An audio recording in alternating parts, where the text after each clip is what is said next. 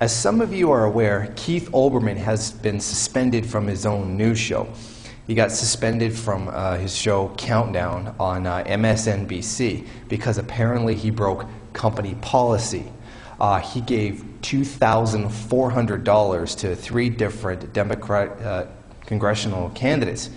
And apparently, according to MSNBC, there's a company policy that at least on-air personalities have to disclose who they've given money to because they feel like it could be some kind of conflict of interest. He's been suspended indefinitely, so the whole show is like kind of up in the air, really.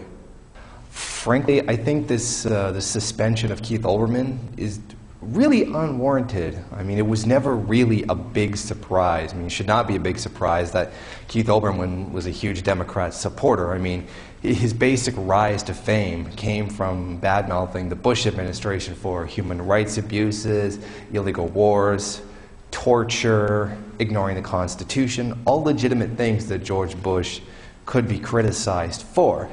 Although his wars with Bill O'Reilly are now a thing of legend. I mean, he practically pwned Bill O'Reilly on a daily basis. I mean, that's just a matter of record now. But, I mean, in the end, Keith Olbermann really was pretty much an apologist for capitalism, but I think the suspension was really unwarranted because, frankly, it's really not that much money. Keith Olbermann's political contributions of $7,200 is absolutely nothing. This is nothing in comparison to how much other media personalities have given. This is what there's been available according to Media Matters for America.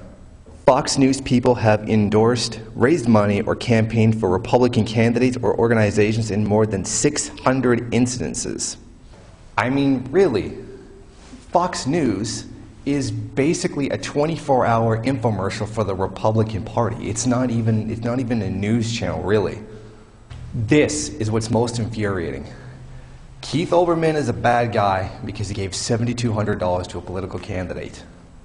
Financial institutions, banks, military weapons suppliers, oil companies give hundreds of billions of dollars to all levels of government, completely twisting what's supposed to be a democratic state into a plutocracy.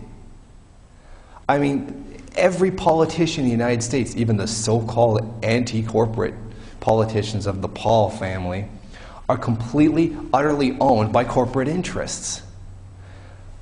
But Keith Olbermann is the one who gets in trouble for $7,200?